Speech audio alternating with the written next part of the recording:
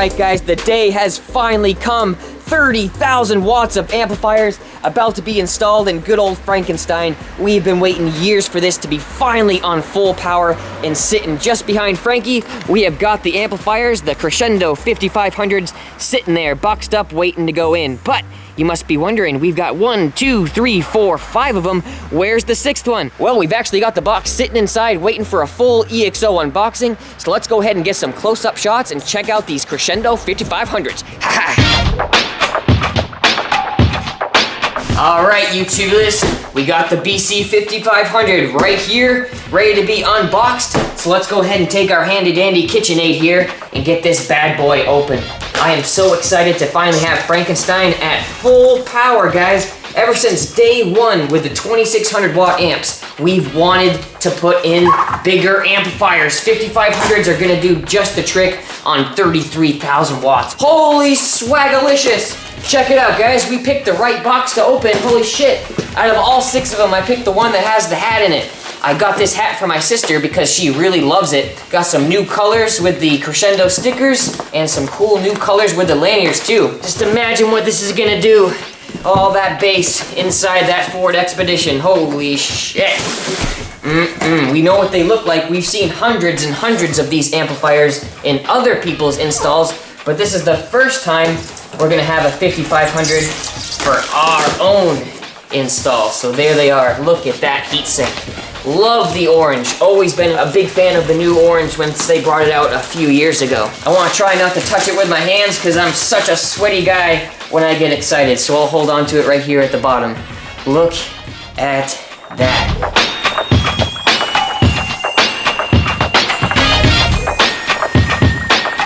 Pristine 5500, and if you look on the back, you can see we got some fans in there. Check that out. A new addition to the V2s here with the 5500 series. A difference from the 3500 are the dual inputs.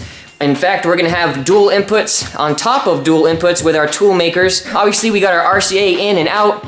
All the standard settings for our amplifier are all located right here. Strappable amplifier as well. And going through our simple pots here, obviously we have our low pass and subsonic filters with a bass boost that we will not be using, as well as our phase. And we won't be using that as well because we're just gonna be switching the speaker polarity for our inverted woofers in Frankenstein. Nice and neat there with the additional Crescendo branding below the remote slot. Gotta love that Nendo goodness. So there she is, guys. Just a quick look at the BC5500 that will be running in Frankenstein. 6 of them. So let's go ahead and hop outside and get all of those bad boys installed. Woo!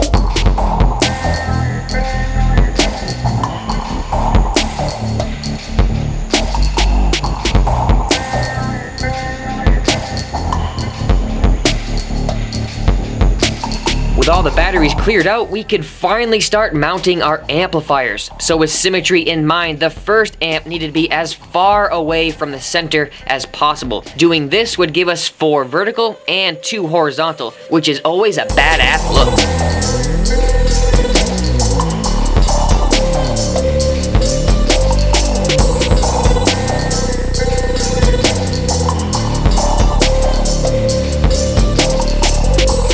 When it came to our second pair of amps, closing the gap was a little more tricky. That's because the mounting brackets needed to be kept unblocked, so we use our fingers to locate each pinpoint and then space them out evenly from there, while still recycling the old hardware.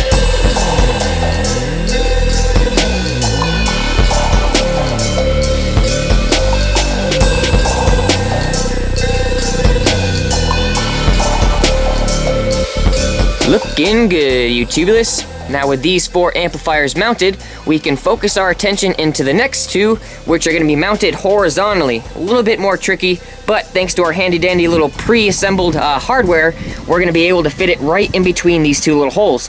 Luckily, our amplifier is about 9.5 inches wide, so we can fit it right in between there with a nice little amp rack. So we got to build that amp rack right now.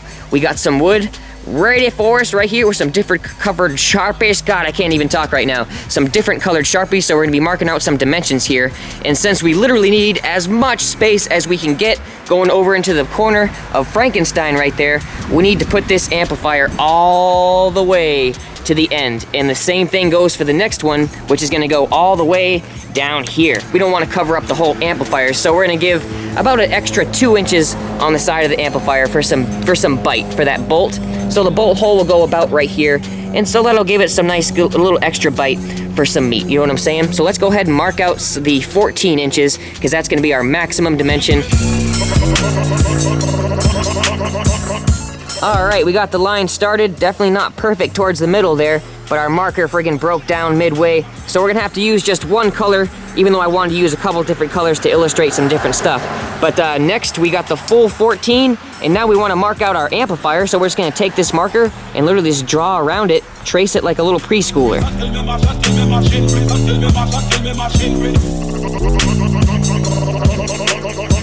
So now we can actually take our amplifier off, with it still being illustrated on our mock-up. And that officially gives us both amplifiers plotted out on our piece of wood.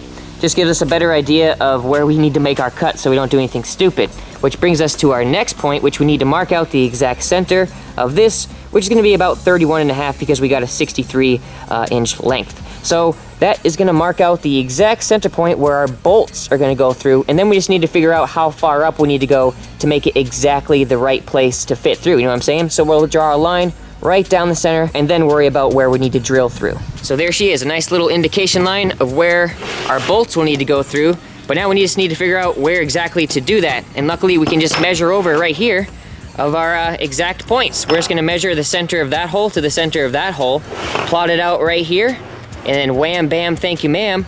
We'll have a finished product in no time.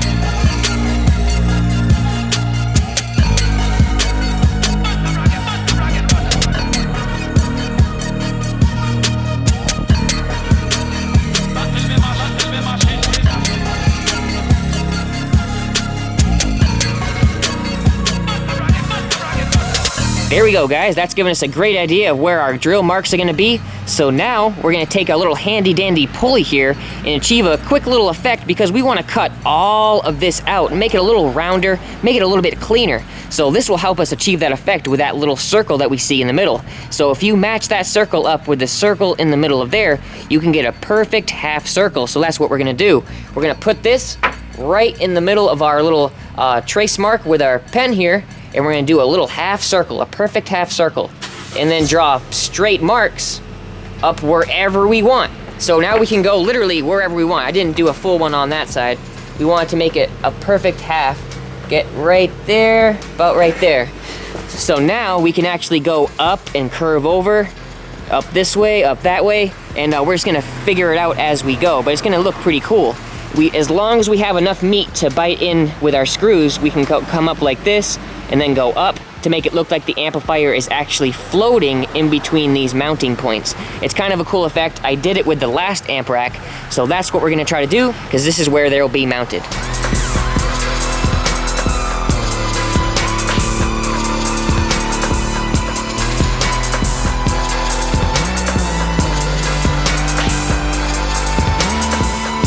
So that's what she's looking like before we connect the dots, of course. It's gonna look heck of a lot better once we do the squiggly wigglies and the nice curved lines in between. So now the next dimension we wanna do is the cuts in the inside of the amps to make it look like it's floating. We're gonna go about 2 inches additionally from the 2 inches that we went right here. So it's gonna be about 4 inches of meat that we can remove from the tip of right here. And don't worry if this is a little bit off. We're gonna be cutting this right along like this. Now we can add the extra lines and meet up with our cut marks right here. The dotted line is our cut mark and the solid line is our amplifier. So this is gonna go down and meet up with a nice little curve right here.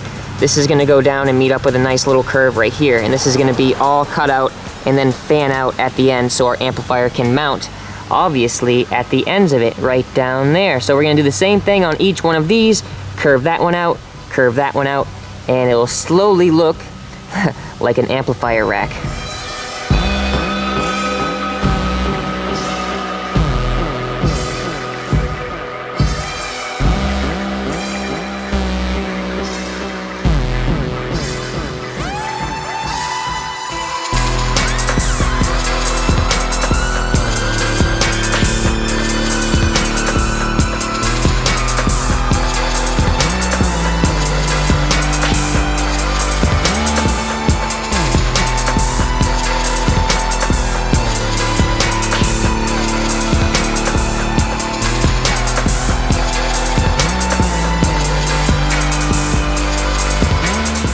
And there we go, the bottom curve is kind of illustrated a little bit crude on the edges here, but like I said, I can tighten it up a little bit once I finally see the jigsaw in hand. I'm basically just going over from the heatsink all the way to about like maybe an inch to start the radius, and then I come up like this, just like that.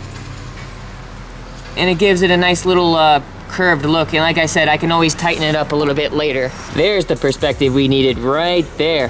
Definitely getting a better idea of what's going on with that black Sharpie there. So officially we've got our amplifiers marked out, our drill marks marked out, and our cut marks marked out. So I'd say we are just about ready to get jiggy with it with our Milwaukee there. So let's get our jigsaw out and start getting crazy.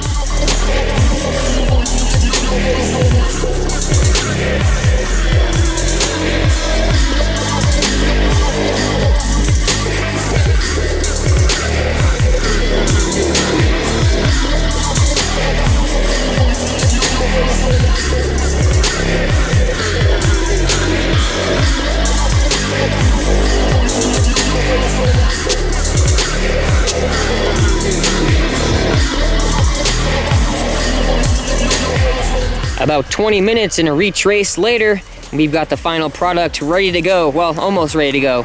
We finally sanded out all the areas where we added our permanent marker, and it's looking real good. I love the way MDF rounds off, even with the tiniest bit of sanding. Get a little bit closer here, you can see how the amplifier will hang off these edges right here and add that tiny little bit of a floated look as we go across the battery rack. It'll look really cool with some LED accents as well. And this is a perfect point where to check our little brackets here, because our holes are looking good with our little mounting points.